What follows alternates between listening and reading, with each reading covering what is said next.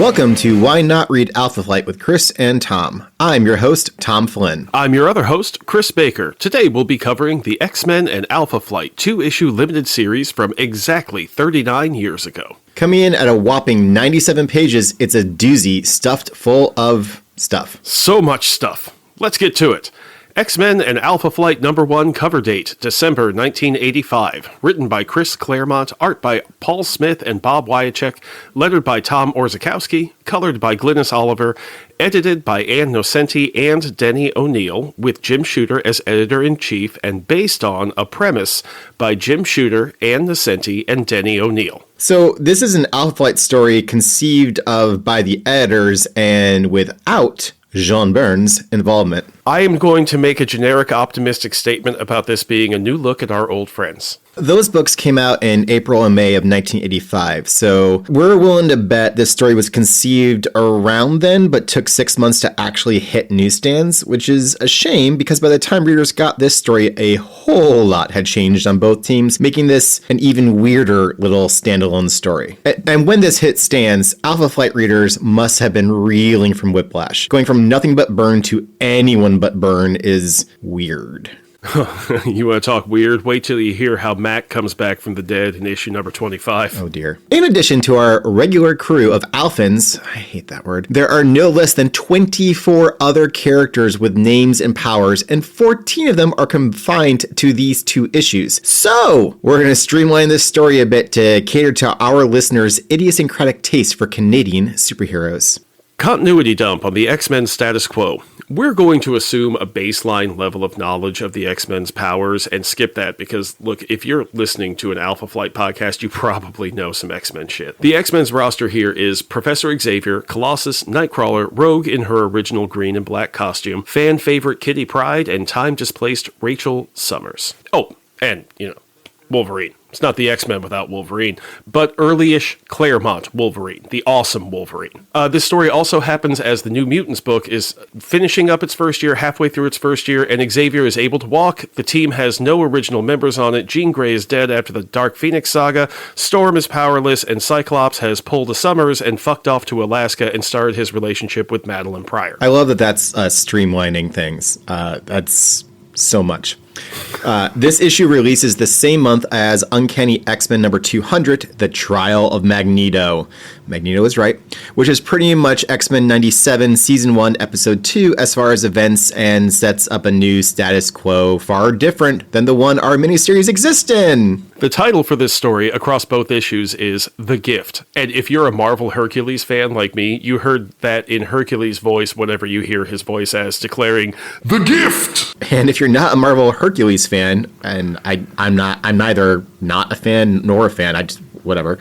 That's his battle cry, apparently, and the explanation is that he is bringing someone a gift from his father Zeus, and that is the gift of combat. At one point, he has someone getting up in his face, and Herc says, "Friend, I'd like to give you a gift." And the guy says, "Oh yeah, what?" And the next scene is just the guy flying through the bar window, and if you know, you know. I have declared this so much that even my wife says it now. It really undercuts the seriousness of this story for me on the first page, but I'll try to ignore it. But it is a perfect title for this story. For all the weirdness in its timing and release, it's a solid adventure that has been somewhat overlooked. And for what it's worth, something of an evergreen one, but we'll get to that. This issue boasts a wraparound cover and no ads for the princely sum of $1.50 in 1985 dollars. The standard issue price at the time was 65 cents. It's a meaty story. I don't think I would regret paying for it at the time, but I also had fewer bills in 1985 because I was 4. Anyway, the cover is very busy. In the center is Jean Grey in a classic Phoenix Firebird shot. Not quite. This is Madeline Pryor in fancy Asgardian-looking armor, but the energy around her flirts dangerously close with Phoenix imagery. Now that bait and switch would have pissed me off. The rest of the X-Men and Alpha Flight look on her with awe and fear, except for Cyclops, who is engulfed in flame, the giant head of Loki, and some Asgardian-looking citadel float off in the distance. It's a lot. It's a whole lot. It also uses a new Alpha Flight logo that's both words on a single line. It would be hard to fit both X-Men and either of the previous logos for Alpha onto a cover and still have room for it to look good. They're just too similarly blocky, and they both have a lot of wasted space around them. So I do understand why they changed it, but again, coming back to when this came out, this is a lot of change for Alpha Flight fans all at once. So I can see where this might have fallen off a lot of fans' radar. What I'm saying is, this isn't my style of cover, but it isn't bad. It just kind of has the question hanging over it of why this book exists. If we can't tell what's going on from the cover, why should we care enough to pick it up to find out? As I said above, I think it's more going for there's a lot going on here. Kind of letting the reader know it's chock full, practically 3 different series in one, along with a signifier of what's going to get things moving, i.e. Scott, Madeline being on fire. So definitely a different kind of cover, but one meant to suggest the idea behind this, if not precisely the story inside. You make a compelling point, my friend. The book opens with a Lockheed L-100 Hercules airplane flying a team of scientists to an environmental survey somewhere above the Arctic Circle. If we know anything about environmental surveys in the Arctic, they never go well. It is piloted by Madeline Pryor and Scott Summers and crewed by Sam Brooks, a late 50s black man that Madeline has worked with for years. As he moves through the cabin, Scott overhears 2 of the survey team discussing the mutant problem. Later in this issue, Shaman reflects on, quote, the increasing anti-mutant paranoia spreading north from the States, end quote, and well, plus ça change, plus c'est la même chose. Sorry about that, Justin. Let us know if you'd like to chat comics with all your newly discovered free time. When you say Justin, do you mean Justin Trudeau or a friend named Justin? Oh, I'm totally talking about Trudeau. It took me a minute to connect that through. Now you've helped out all the listeners who didn't know that we've got plans to try and get Justin Trudeau onto the podcast. I was like, I really don't want to make oblique references to friends on here, you know? Yeah, no. No. He is a friend of the pod, we have to say. Yeah. I feel like he might be able to really appreciate the themes of Alpha Flight that we've discussed so often. Team-ups, failure, death, and sex. He is Prime Minister Steal Yo Girl. I'm just saying. And he was Prime Minister Steal Yo Girl. And you know what? I'm sure he's having a drink. Well, play the pipes for the Trudeau Dynasty ending.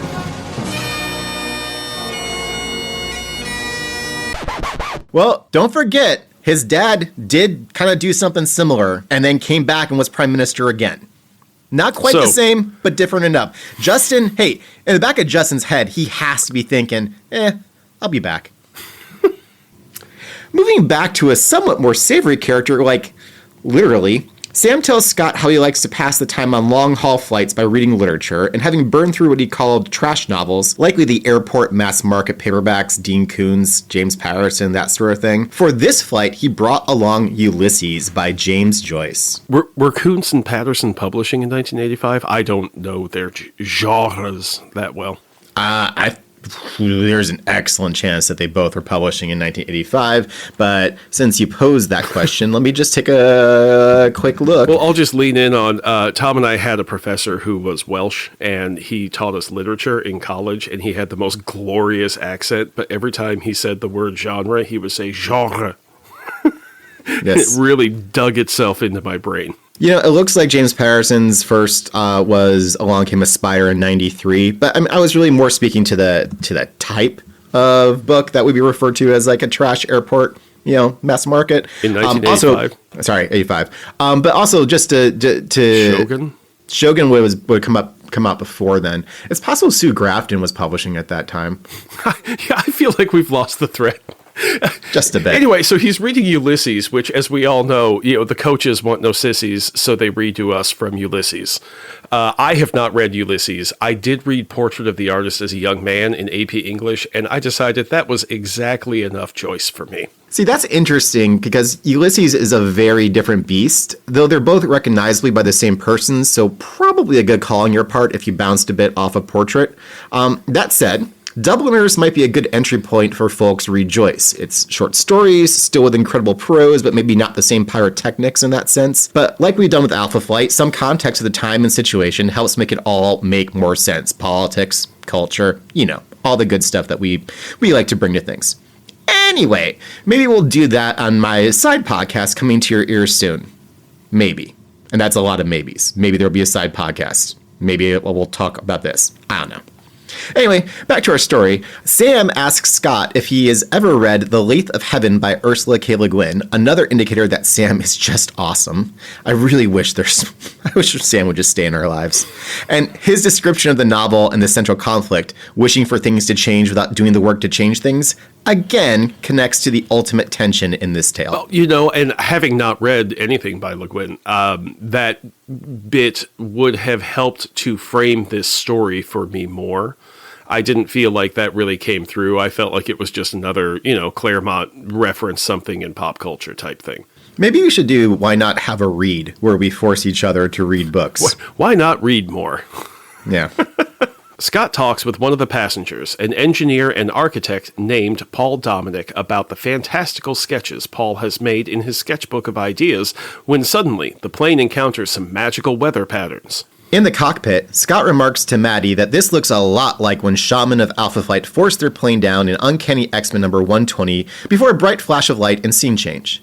I mean, okay, he didn't say, Uncanny X-Men number 120, because that would be insane. Nor was there an editorial box with that info, but we do get editorial boxes later on for other minor references. But sometimes, dear listeners, we're your editorial boxes too. I'm now imagining a page where Cyclops where characters actually do say the issue number when they're talking to each other.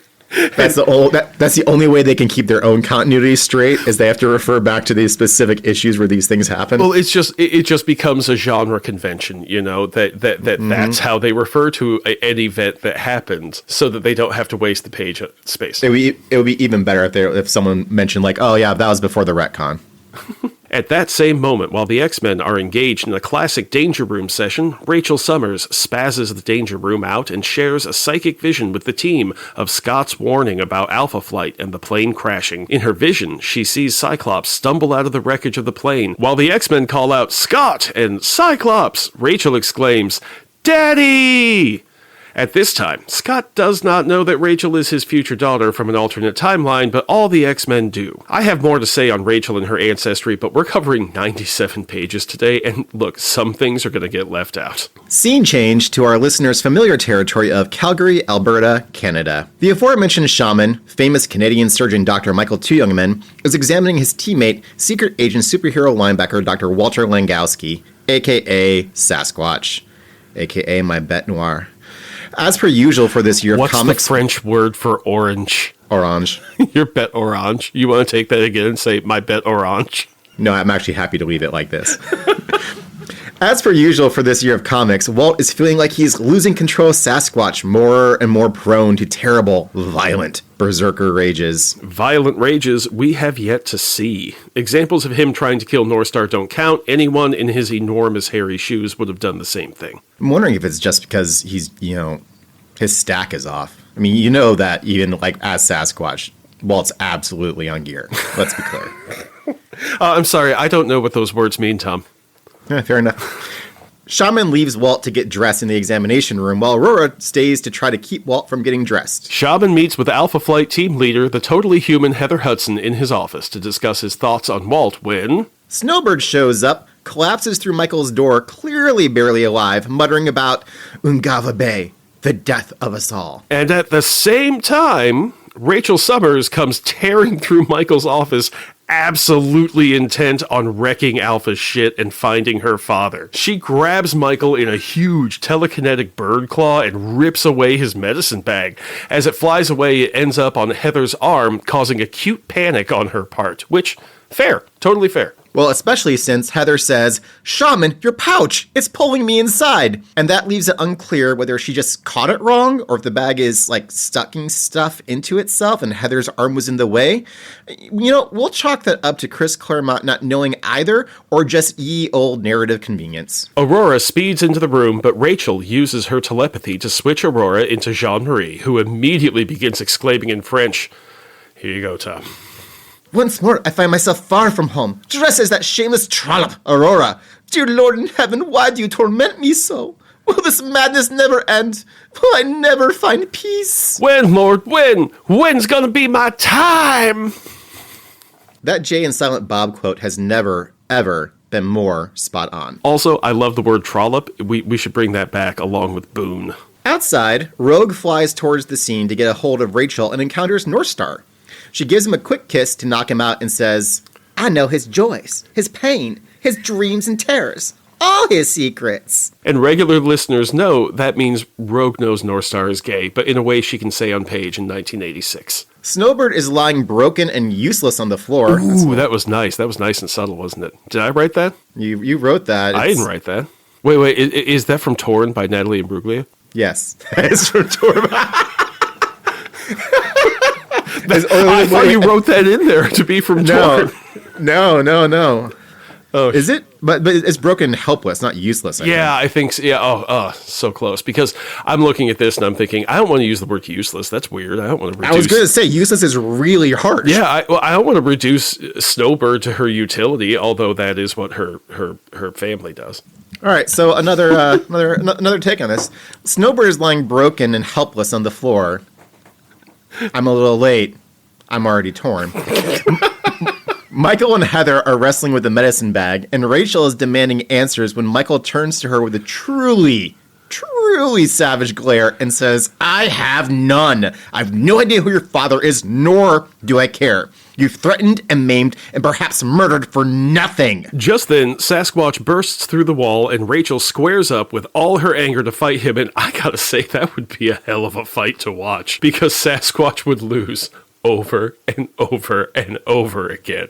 Don't threaten me with a good time. Nightcrawler teleports in with Professor Xavier, who yanks Rachel to the astral plane to give her a very stern talking to. She's getting dad talks from Xavier and Shaman in the same minute. That's the sign you've truly done fucked up, kid. Shaman tells Nightcrawler to help pull the bag off Heather's arm while he pulls Heather out of the bag. I can see Shaman and Nightcrawler really getting along, and they had met each other before when they fought the Wendigo.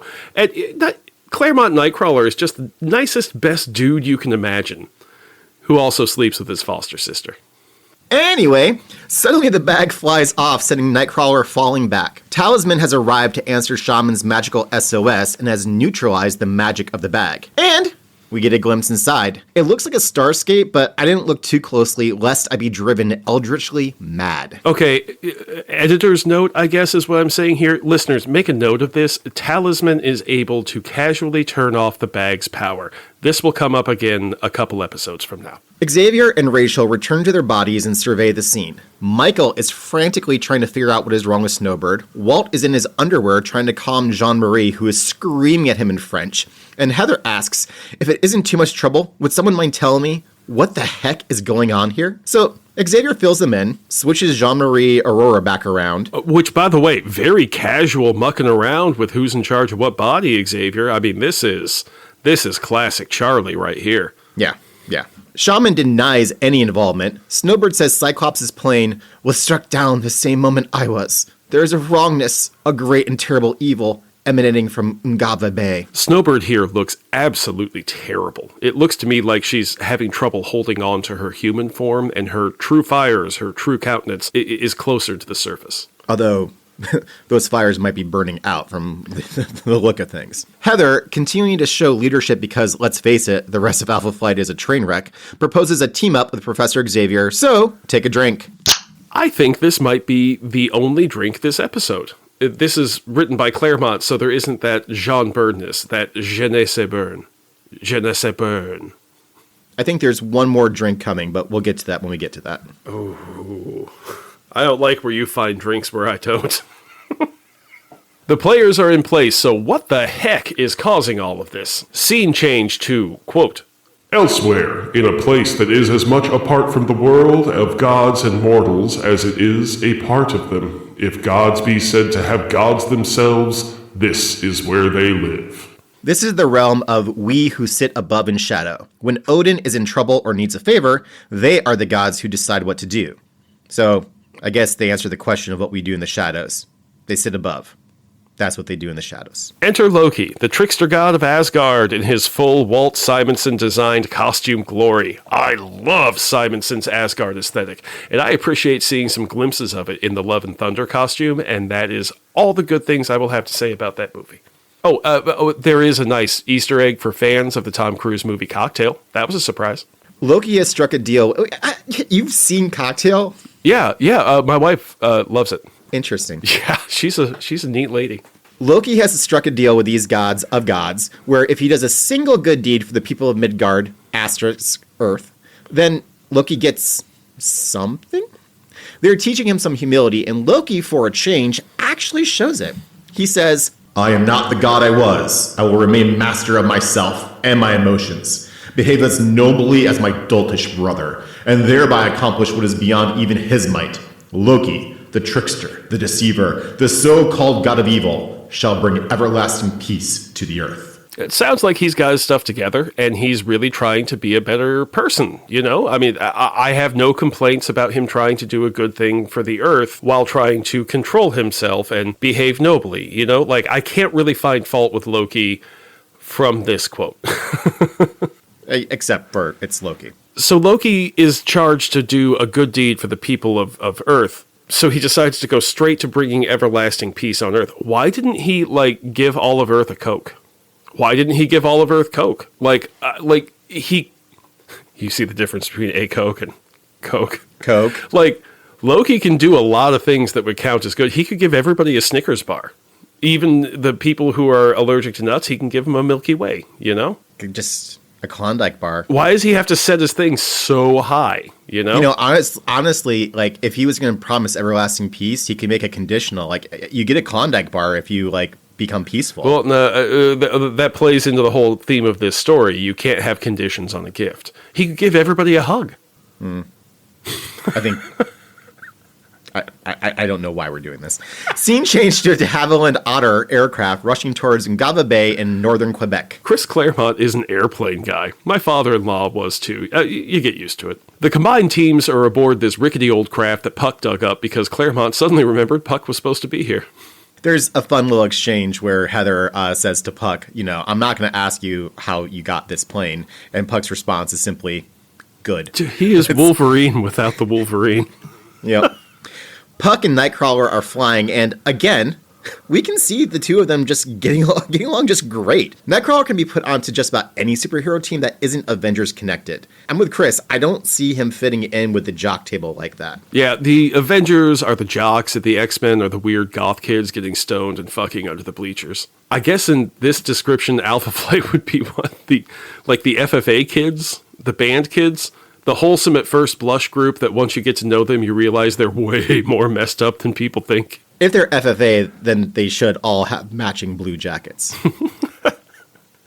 For you non-Midwestern listeners, FFA stands for Future Farmers of America. Quote, an American nonprofit career and technical student organization which offers middle and high school classes that promote and support agricultural education. End quote. They wear blue jackets with a big FFA patch on it, but not like a biker jacket with lots of patches, which I would love because I would totally sell them patches. It's just the official FFA stuff. And between generally living on a farm, doing farm stuff, and doing FFA stuff, it's a relatively insular group in the social jungle that is American high school. Aurora is still seething with rage at Rachel for switching her to Jean-Marie. And since Aurora needs to be seething with rage at somebody, I'm glad she's pointing it at the right person. And man, Rachel is not enjoying it. Rachel looks shook. Yeah, when I was writing this up, a lot of the stuff with Rachel and Kitty got left on the wayside just because it's so good that I didn't want to hint at it too much because we have just so much more to go through. But yeah, they're neat teen girls. I like them. They're gal pals. Heather and Logan catch up. She obliquely tries to ask him to come back to Alpha Flight, and it's worth quoting this exchange. The X-Men are my home. My family. I won't walk out on them. Heather replies, we were family once. You still are, but the rest of Alphans are only friends. It's a big difference. Puck speaks the same way about Alpha. He has a lot more faith in me than I do. It's melancholy and true, and I love it. Cut to outside the craft where Northstar and Rogue are scouting ahead. Northstar tries to push Rogue away by speaking French, and she replies back in her Mississippi Bayou French, which I assume sounds to North Star's pointy ears as silly as Mississippi Bayou English sounds to our round ones. She's not teasing him, she's trying to talk to him. She absorbed everything about him, and she knows what's going on in his head better than anyone in the whole wide world, and she's just trying to be there for him. Pre-Gambit, pre-Savage Lambikini, pre-Genosha sexual assault rogue is a very sweet girl. North Star, of course, has none of this and flies off to Brood and probably listen to The Cure or Morrissey. Wait, 1986. He's probably going off to listen to the Smiths. As Snowbird's condition worsens and Shaman demands they land, North Star and Rogue find a valley full of verdant prairie grass and a summer environment in the Arctic Circle. In the center of the field is an enormous golden city that, like Asgard, seems to follow the rules of magic instead of physics. A cloaked and hooded figure walks out to greet them, revealing himself to be Scott Summers, but without his visor, blue eyes twinkling in the sunshine. He walks them inside the building, and Xavier notices his telepathy is severely inhibited inside. They meet up with the rest of the people from the plane crash who are all dressed in very Asgardian clothing/armor, radiating health and vitality and standing between 7 and 9 feet tall. Xavier is pleased to see Madeline and notes that she has changed. Yeah, she has. She's a full head taller than Cyclops here, and her costume has flat boots instead of heels. All of these people were human when we met them on the plane, and now they look like gods. Including the guy who was talking about the mutant menace, who's more than happy to get powers when they come from magic, but we'll touch on him later. Wolverine will more than touch on him. Instead of answering Xavier's questions about what's going on, Madeline decides to show him, saying, "Allow me to demonstrate. Puck, dwarfism is a disease, and in your case, a terrible curse." And Puck thinks, how can she know? Madeline continues, As Anodyne, I can heal both if you'll but take my hand. he does. She does some fire magic thing on him, and Puck doubles in height. He's pretty much like the average American male or average Canadian male in height now. He is drawn as tall as Heather and Aurora and a head shorter than Walt. This was a revelation for me, listeners. I had always thought that the retcon about Puck that happens under Mantlo was entirely Mantlo's doing, but no, the seeds for that are planted here by Chris Claremont. That it's a secret curse, that Puck hasn't always been a dwarf, and that's all here in like 4 panels. And there's been precious little Puck development since his solo appearance in issue number 5. There's only so much to go on. For a guest writer using Alpha Flight, it's mighty bold of Claremont to go mucking around with such a fundamental backstory. I guess I'll have to start saying Claremont from now on.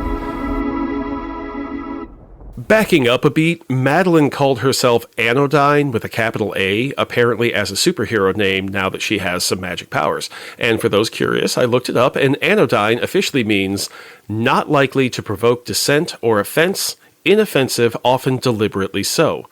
1, that's an incredibly poor name to give oneself as a superhero name, and 2, Madeline Pryor is anything but Anodyne.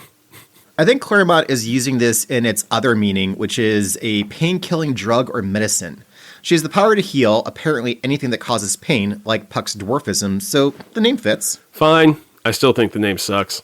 The other 8 people from the plane also have civilian names and new superhero names. We'll use them when we need to. And to be fair to Madeline, their names all suck too. And they suck for a very specific reason. Oh, I just figured out why their names suck so bad. Yep. As Puck stands up on shaky 2 long legs, he says to Heather, I always wanted to look you straight in the eye. Never figured I'd get the chance. And then he wobbles to the ground thinking, it's been so long, I'm not used to my center of gravity being so high. So right there, Claremont has officially pulled the trigger on nuking the original storyline that Puck is a dwarf with incredible self-discipline and is going with the idea that he's a normal adventurer, cursed to be really short, which sucks. Another detail, short Puck is drawn with a distinct cauliflower ear, and tall Puck is completely healed of everything that was physically off, damaged about him. Anodyne similarly touches and heals Sasquatch of his told-not-shown problems and unifies Aurora and Jean-Marie into an untraumatized whole. Walt is noticeably more fun and lighthearted. If she healed him of everything wrong with him, then she's clearly the most powerful person in the world. Though I'm sure he'll find new ways to disappoint. Shaman hopes this can help Snowbird with her mysterious malady and notices she didn't come with them into the building. It's not like she was able to walk, so it's more like they didn't bring her with them into the building. City. Whatever it is, Michael realizes his mind has been fogged since coming into this place and calls for help finding Snowbird. Wolverine signs right up. Do recall that he has more of a connection with Snowbird than almost anyone else on Alpha Flight after talking her back from being a giant goddamn lowercase but massive Wolverine back in Uncanny number 121. Two of the baby gods named Pathfinder and Beastmaster, titles of two flawed but enjoyable fantastical action adventure movies, and a TTRPG system, insist on coming with him. As the other baby gods introduce themselves by their new baby god names and that their magical superhuman abilities are related to a skill they had discovered and cultivated in their normal human lives. Xavier thinks, fascinating. Each member of Madeline's party has been raised to their ultimate human potential. They have become true Homo sapiens superior. Among these new baby gods, we're going to mention a couple names that matter later. The engineer-architect Paul Dominic gains the power to make buildings with his will and calls himself Master Builder, which I think we should all read in Morgan Freeman's voice like in the Lego movie. Sam Brooks takes on the name Lore Lord. He has all the knowledge of everything humans have ever known and apparently no skill at naming himself.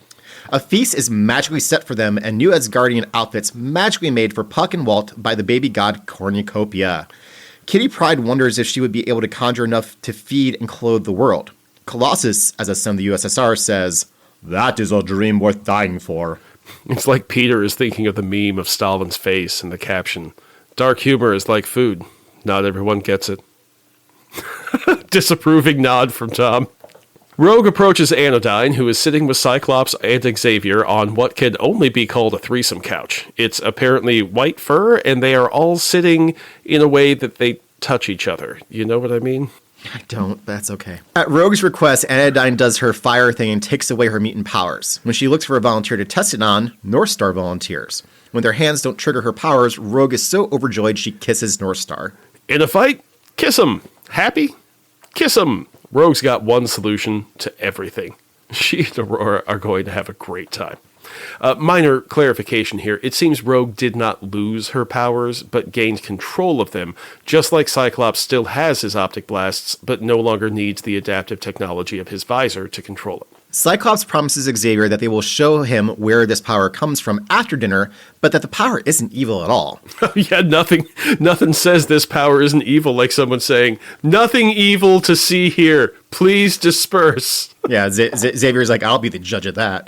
Yeah, because you know who knows evil? Charles Xavier knows evil. Xavier scans Scott and Madeline and determines that they are not under any mind control or outside influence. Then he tells everyone Madeline is pregnant. Dick move, Xavier.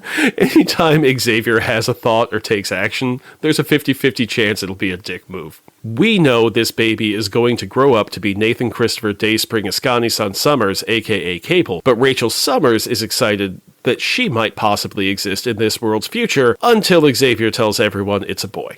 Dick move, Xavier. A heartbroken Rachel runs out of the hall with her best friend Kitty running after her. Best friends, they're gal pals.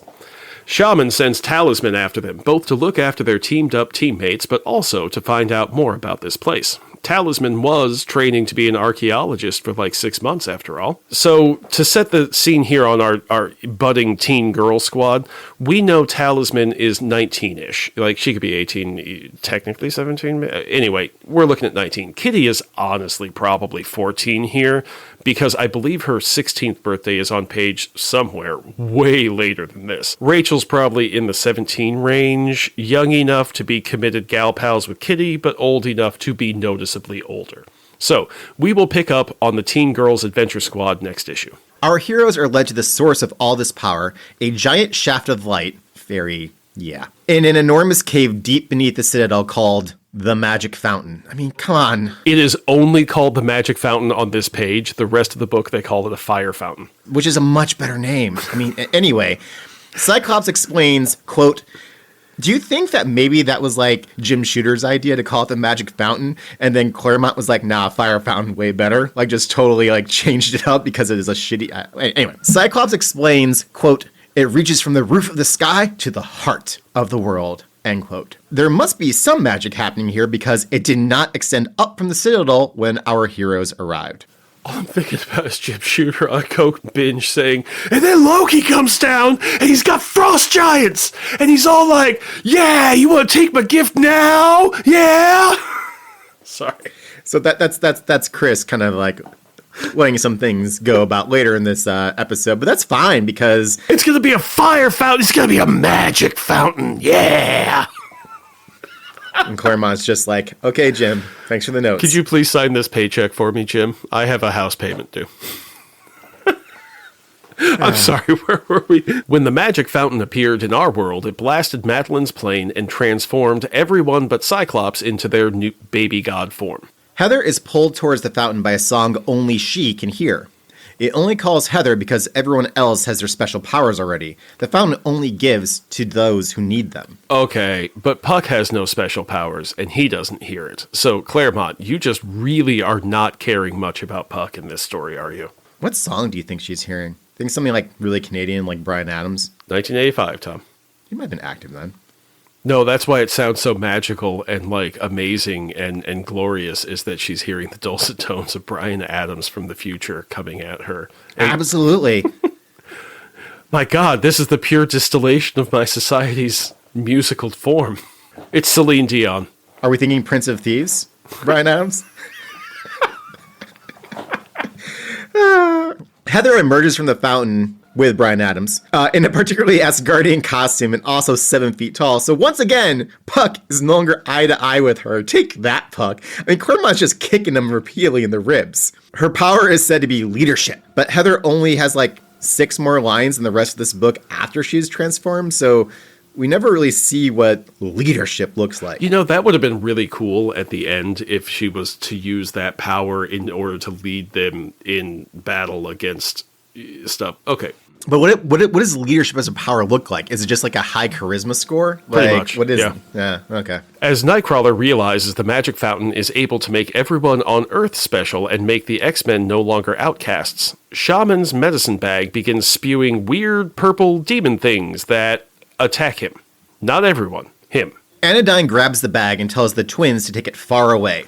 The monsters stream after them into the Arctic wild, where they throw the bag and return to find a mortally wounded shaman and Anodyne saying she can't help him. Alpha Flight is a team that traditionally is heavy on magic users, yet suddenly finds itself with none and magic stuff happening all around them. So that brings us to the end of issue number 1, and I am going to loop back around and think about the huge price for this no ads book. Google tells me the 65-cent standard cover price is equal to $1.91 today. But we know that monthly comics don't cost $1.91. Hell, they were more than that before I quit buying monthly in the earliest of aughts. Google also says the $1.50 cover price is $4.40 today, but I'd say with the baseline inflation and cover price, we could safely say this issue would be $10, maybe $12. So my question, Tom, is, would you have spent $10 on this issue knowing that you would have to spend $10 more to finish it?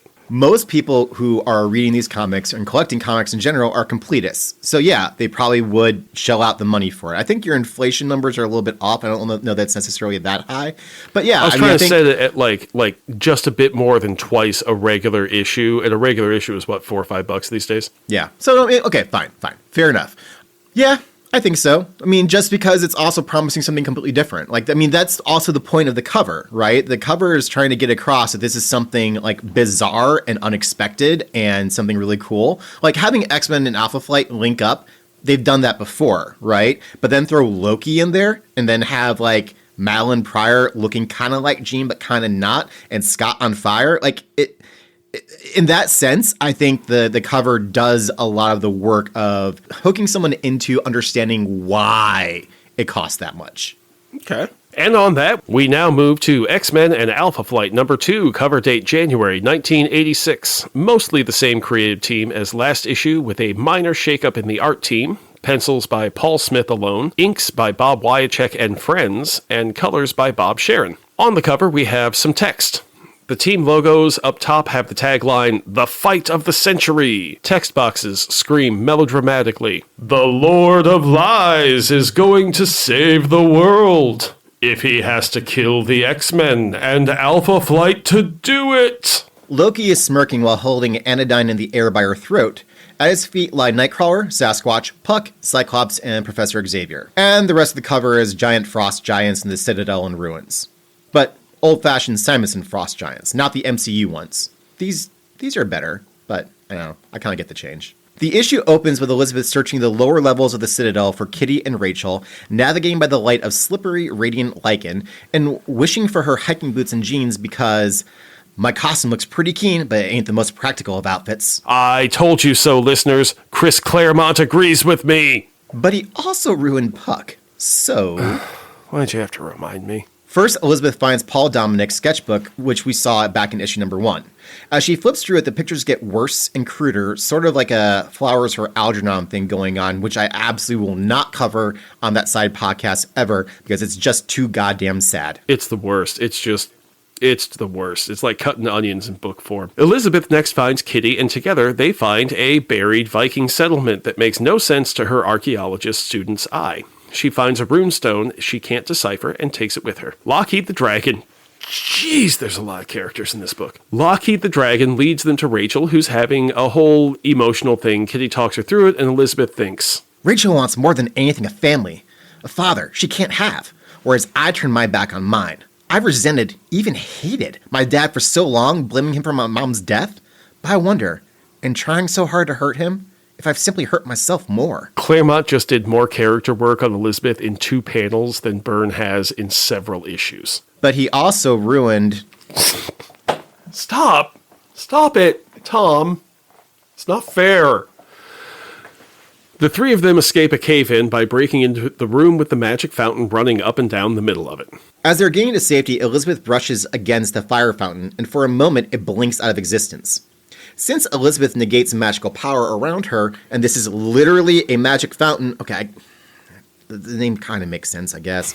This situation, Elizabeth negating it, makes total sense. Saying that sorcery doesn't just happen, spells have to be cast. Kitty deduces whoever cast the spell caused the cave-in to keep them from getting back to the others, which they rush to do. Elizabeth and Rachel look for help translating the runestone, and Kitty sets off to find Professor Xavier and anyone else who hasn't been exposed to the fountain yet. Meanwhile, the baby gods are having another feast.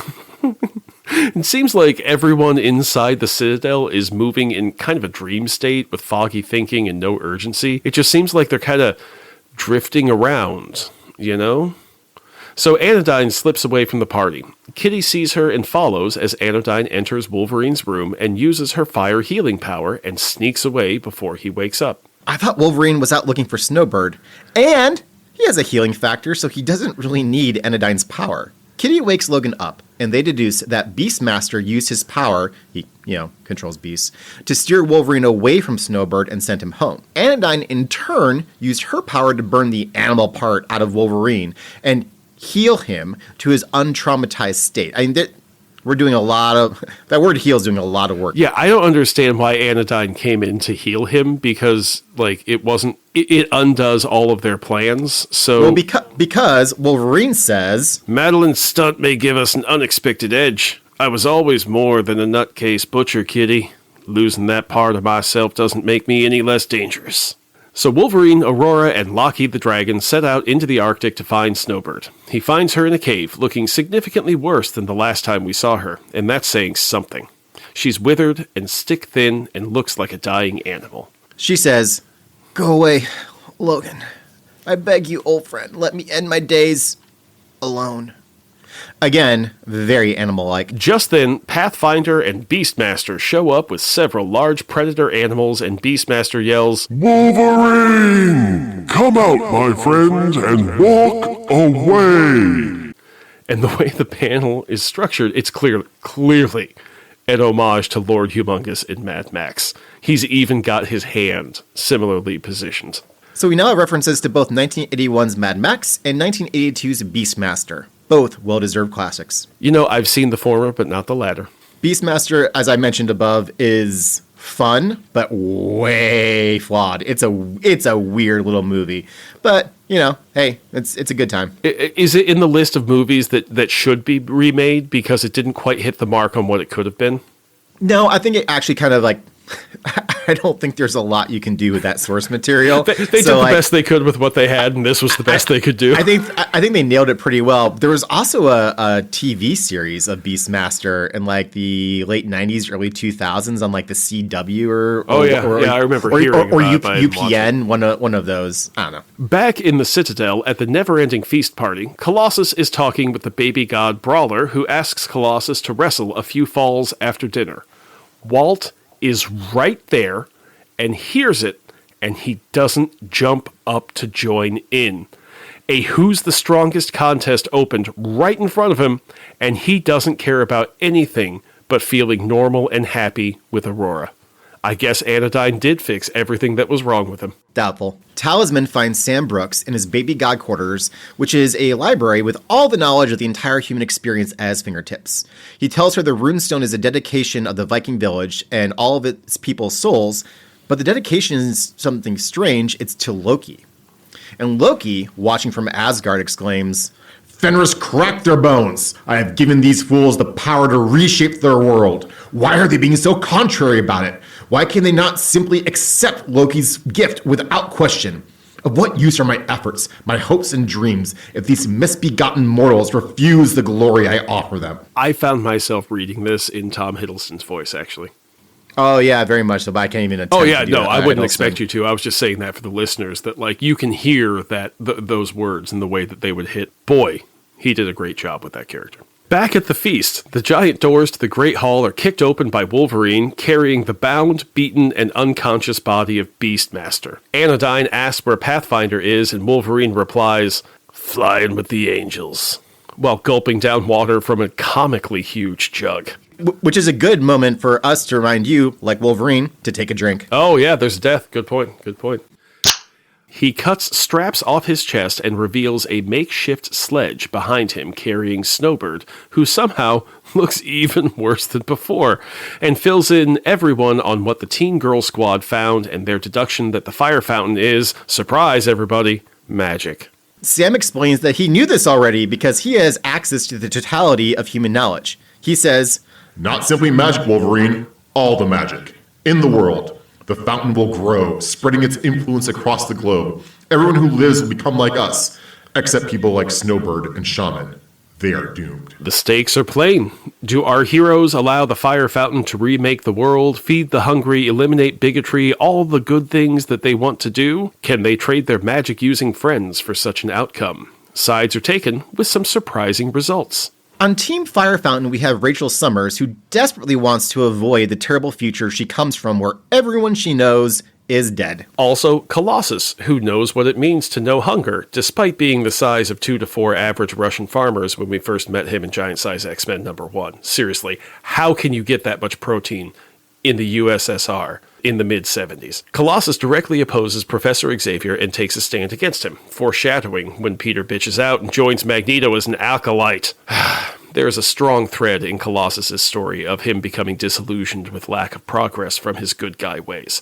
This is the earliest example I can think of. And also, strangely, on Team Fire Fountain is Shaman, who would gladly give up his life and his people's ways, disappearing from the earth forever if it meant an end to war and hunger. He's also not really in a position to help one side or the other either, so... It's kind of a strange stance. I think it's also reflective of a bit of a misunderstanding of the role of a shaman to a group. I mean, they kind of exist on the outside, and their existence is meant to see that group thrive. But there's an important component that's often ignored, especially I think in Marvel Comics, that the shaman is also there to make sure their people thrive within the context of their beliefs. So not just living, but living fully and well. Anyway, Sasquatch and Aurora side with the Team Fire Fountain because they've been exposed to it. That's the Walt I know and loathe. While Cyclops shakes off the fountain's effects and joins Team Don't Kill Our Magic Friends. You know, I guess we worded that wrong. It's not that they've been exposed to the fire fountain, but they've been healed by Anodyne's power, I guess. And I don't know. Maybe Walt and Aurora are just fascists. So the baby god... I'm sorry, maybe? So the baby god named Brawler, I guess he's a fighter, says, "This is our citadel, youngster, and in part our gift. We'll decide what to do with it and live with the consequences." And Wolverine, standing all of 5'2" in front of this 8-foot god named Brawler, squares up, looks him in the eye, and says, "Or die with him."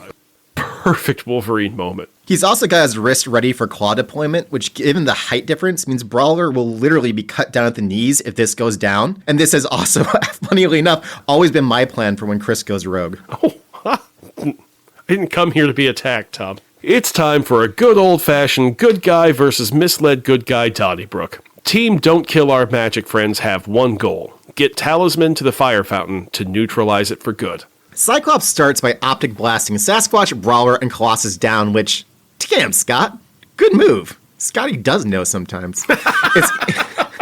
It's easy to forget that Cyclops functions like the heaviest of hitters when it comes to hitting and not lifting. It's actually a pretty cool fight, what with the mixed up teams and the god powers making everything unpredictable. Northstar manages to speed Talisman into the fire fountain chamber, but they are captured by Master Builder. Aurora finds his sketchbook on the path in the fire fountain chamber, and he angrily grabs it from her and throws it down the chasm, saying, I thought I'd rid myself of it forever. Talisman talks to him and realizes the price of the gift. The gift of this power is losing creativity. Paul could recreate everything he had ever dreamed of before becoming Master Builder, but could not generate something new anymore. The four of them realize this knowledge changes everything. I guess. And they rush back to stop the fight.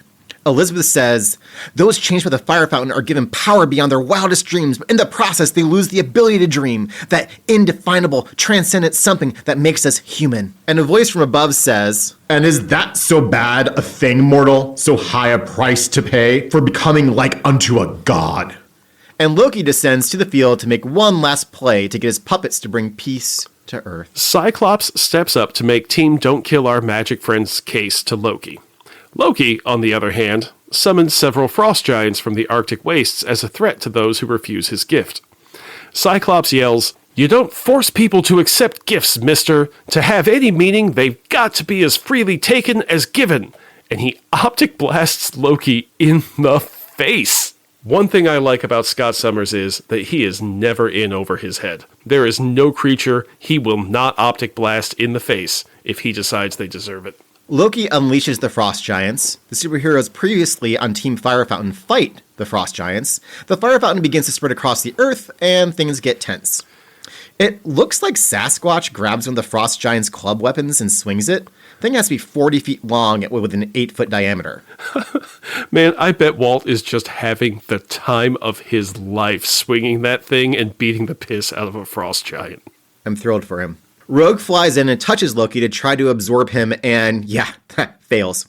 Not surprising, but she gets points for trying. Also, she touches his face. She didn't kiss him. Standards, I suppose. Seeing the chaos, Anodyne is convinced by Talisman to reject Loki's gift, and the other baby gods seem to follow her lead, despite there being a baby god whose power is leadership. This should have been Heather. Talisman should have convinced Heather to lead the others in rejecting Loki's gift, and then Anodyne betrays it later on. So, there's my point. A Frost Giant swings his club at Anodyne, and Lore Lord pushes... Man, that's just such a bad name. Pushes her out of the way, taking the blow and being knocked out of the pleasant summer field and into the Arctic waste. Northstar flies Madeline there for her to heal him, but as she tries, she realizes her power is gone. She had rejected Loki's gift, so he took it back. And this is where the real temptation of Madeline Pryor happens. As she realizes Sam is going to die and it's all her fault, Loki appears and tells her she has one more chance to accept his gift and save her friend's life. She asks for her power back to save Sam, and Loki gives it to her, but, just like on the cover, lifts her by the throat and says, "I want no more defiance. My will shall be done, mortal, and thou wilt do all within thy power to aid me." And Madeline tearfully agrees. She saves Sam, and Loki brings her back to the rest of the humans to gather his baby gods, remake Earth, and claim his undefined prize from we who sit above in shadow. Just then, those self-same gods of gods appear in the skies and declare, We who live above in shadow, who are to Asgard as its immortal sons and daughters, are to the realms of men, have witnessed and judged and found thee wanting. This would have been perfect if they had said, "You have been weighed, measured, and found wanting," like in A Knight's Tale. Available on our Patreon. Check it out. Loki tries to make his case, and the League God of Gods says, The terms of our bargain were specific, a deed of goodness, a gift freely given. And when they said thee nay, thou forced them to thy will. Be that thy concept of freedom? well, I mean, yeah, it's Loki. Of goodness? Again, Loki. By words and deeds, thou wert to prove thyself worthy of our bounty. Instead, thou hast branded thyself most manifestly the opposite. Hadst thou but accepted their refusal in good grace, Odin's son, all would have been thine. Blame not the deeds of others for thy failure. The fault lies within thyself. Loki angrily retreats from Midgard * Earth. The magic healing and powers given to our heroes is undone. Snowbird and Shaman regain their health, and everything seems to be returning to normal. And this includes Cyclops now needing his visor or glasses back. Puck returns back to the size that we know. Aurora is still messed up, although this is like her unified version in the grand story of Aurora. And Walt, of course, becomes a dick again. More of a dick, I would say. Snowbird says, there are not words to express my thanks. I know this decision cost you dear, but your sacrifice was not in vain. Loki's gift, for all its good intent, would have cost the earth its soul, leaving it perfect in form and feature, yet hollow and sterile within. In truth, that is a world and figure I could have been glad never to see. There is a bunch more X-Men wrap-up stuff, but we'll skip that. What I like is the very final text boxes of the issue. As the Citadel crumbles and the Arctic retakes the temperate zone, a single rose grows amid the rubble, and Claremont writes, A reminder that humanity alone carries within itself the power to create paradise on Earth, on its own terms, by its own efforts, without the gifts or machinations of greedy gods, which, for better or worse, is how it should be. And you know what? That could have been written by Stan. It's those kinds of lessons that I think are the real power of Marvel Comics. The intense humanism of working to make the world better and not taking the easy path of violence or domination. Those are lessons kids needed in the 80s and they need now, you know? So I'm glad to see it. And to build on that now, we're going to keep this very light. I'm going to keep this very brief. But y'all, this episode hits on January 20th. Something really pretty awful is happening in the United States today. Something incredibly distressing. And it's a win for some really terrible people. People who would rather force everyone into their version of perfection, their version of what's good. And who will take the easy path of violence or domination to achieve those goals. Every single time. And, these comics and that final bit of text is a reminder that, yeah, it's hard, but it's worth doing it the right way. It's worth fighting for it. And it's very much worth pushing back against these absolute pieces of shit. There's some good left in this world, Mr. Frodo. I'm sorry, am I mixing up my stuff? Is that too obscure for our listeners, Tom? No. I just had there's a meme going around of Sam asking Frodo, do you remember the how's it go? Do you remember the non-extraordinary times we live in, Mr. Frodo?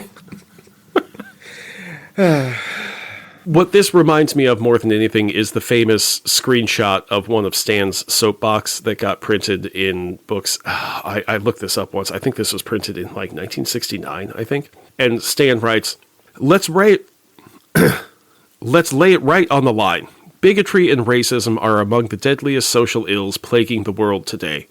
But unlike a team of costume supervillains, they can't be halted with a punch in the snoot or a zap from a ray gun.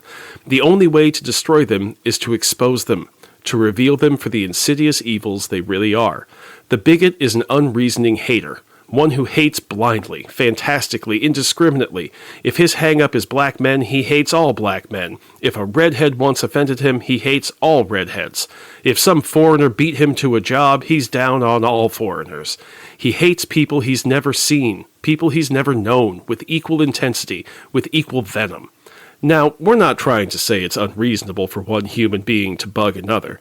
But although anyone has the right to dislike another individual, it's totally irrational, patently insane to condemn an entire race, to despise an entire nation, to vilify an entire religion. Sooner or later, we must learn to judge each other on our own merits. Sooner or later, if man is ever to be worthy of his destiny, we must fill our hearts with tolerance. For then, and only then, will we be truly worthy of the concept that man was created in the image of God, a God who calls us all his children.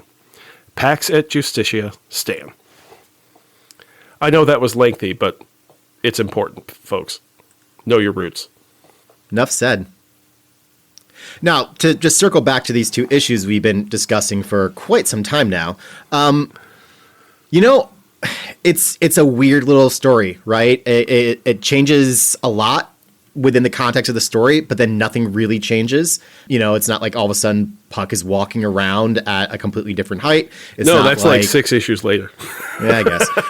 It's a strange little thing that's happening here. And, ultimately, in a lot of ways, this is really, especially with that thought that's put across here, this is an X-Men comic. Yeah, Alpha Flight's in here, but it's more like Alpha Flight's guest starring. And it's kind of odd for that. It almost feels like Alpha Flight had to be here because it was happening in Canada than any specific Alpha Flight related issue was being addressed. You know what I mean? Absolutely. I commented that I thought this felt a lot like the Prestige format one-shots from Marvel in the 80s, where you get some great creators and you throw some really big ideas and a whole lot of pages at a story. And if you're a fan of that character, you pick it up and you read it and you're like, oh, this is fantastic. There's no ads. It's this big deal.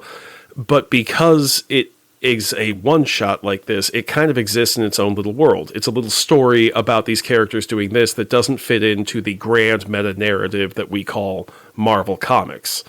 And as a kid, I had more trouble separating those things out because I hadn't read a lot of comic books and I thought they were all supposed to be this one long continuous story and you have to know exactly where everything fits in, But now when I can come to this, I really do appreciate this as like a step away from that ongoing story and using these characters to tell another story whose point ends up being exactly what we just got, the fifis about here, about man and its potential. And that's just kind of inherent to this sort of one-shot type of thing, and it's just the way that shooter world worked in the 80s, Books got published differently. I'm not a fan of constantly restarting number ones and new series, and oh, look, it's X-Men Volume 8. Great. That is hard for me to follow and understand in a way that, people who grow up with that have no problem with it. So maybe I'm just a Bronze Age baby, I guess what's your ultimate feel on this? Fun? Worthwhile? A little weird? Didn't like it? I'm just curious. It felt more like reading a novel to me, not like a huge novel, but like a perfectly acceptable novel. Like it's very much we're going to enter in, we're going to get to know this world, we're going to get to know these characters, and then we're going to bounce out. You know what it felt like? It felt like like a Star Trek novel to me. Like a genre novel where when you pick up something, it's book number 42 of the 150 Star Trek novels or whatever. That this story is going to be a neat little story and it's going to start on the ship and it's going to end with the same characters leaving on the ship with nothing in the status quo having changed. It's a story that you get to partake in. And I do think that it's great at that. Like I said, it's meaty. There's a lot going on. There's some really great Rachel and Kitty stuff. There's something to grab pretty much anybody's attention here. I just found it very confusing that they didn't even introduce all of the humans who got turned into baby gods. And then suddenly they have these other names, and their names are so bad because they can't be creative. That's what I realized while we were recording this episode. That's why when they're like, "Oh, I have all of this power. I'm the Beast Master." Yeah, I'm Pathfinder. It's like, yeah, they're terrible names. I'm Lord. Yeah. Yeah, I honestly, I enjoyed it. I thought it was a fun diversion from, the story that we've been following in Alpha Flight. It's a break. Again, it just doesn't offer a ton. Perhaps the only character that really got development here within the context of Alpha Flight is Elizabeth. As you said, there's a good bit of characterization that takes place there. However, having read the next few issues in the series proper, it doesn't carry over in no small part because this came out well after those issues were published. Yeah, I think this was really hampered by that, but because the change in writer is coming and there's going to be such chaos here. What I wonder is, okay, so what happens is when Byrne stops writing Alpha Flight, he starts writing The Incredible Hulk because that's what Bill Mantlo had been writing. So they orchestrated this flip-flop because they were kind of tired of doing these books they've been doing for several years already. And it was supposed to be this big, awesome thing because everybody really wanted to see what megastar John Byrne brought to Hulk, and he did I think less than 6 issues before bouncing over to DC. So this is a lot of chaos in this era. So what I think is when Byrne and Mantlo came to Shooter with this flip-flop, Shooter was like, hey, great, this is going to boost up sales, and then went and talked to other people about it. They start kicking around this idea. Shooter shoehorns this thing onto Chris Claremont about the X-Men, and it all hits at the same time. As Mantlo is taking over Alpha Flight, this series is hitting, and suddenly there's this new hard start on points for people who want to read the new Alpha Flight. Okay. So I think all of that stuff was coming into play when this book started being put into production. Because, and maybe they even came to Byrne and said, hey, Byrne, we got an idea that we want to do here. And Byrne is like, that is fucking it. I never wanted to do this book. I don't want to do this special. I want to go draw. I want to draw the Incredible Hulk. Okay, I want to draw the Incredible Hulk and put my barely disguised fetishes in it. Okay, that's what I want to do. Oh dear. So, and maybe that's when they're like, okay, fine, you go ahead and do that. We'll do this, and we'll start treating these as company-owned characters instead of as your babies, and that's fine. That's what I don't know.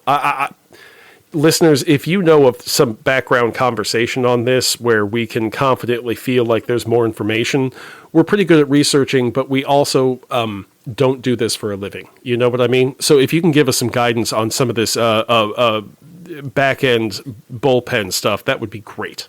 Yeah, very much appreciated. And I think that kind of does that. Yeah, I think that brings us to a nice and natural close for this one. Thanks for joining us on this fun little diversion. Next episode, we cover a 2-issue arc in which, because it's a multiple of 12 and Jean Byrne has 6 fingers per hand, an Alphin will die. Why Not Read Alpha Flight with Chris and Tom is brought to you by the Excelsior Embroidery Company, a subsidiary of the Roxxon Corporation. Remember, in a world devoid of creativity and the human spirit, sex robots will not only become unnecessary, they'd never be invented in the first place. Which is why Roxxon generously provided Puck with that de Havilland Otter aircraft. Remember, no one gets to enforce world peace other than Roxxon. And yes, that was dark, but that's absolutely where we're at right now. Why Not is recorded in Chicago, Illinois, and deep beneath stately Baker Manor in a fashionable neighborhood outside St. Louis. It is written by Chris Baker, produced and edited by Tom Flynn, and he worked real hard on these voice edits, so do let him know you liked them. Or, if you didn't like him, he's a big boy. With additional cat noises provided by a chonky calico named Teeny. Why Not is released every other Monday at www.thewhynotpod.com and wherever you get your podcasts. Until next time. See ya.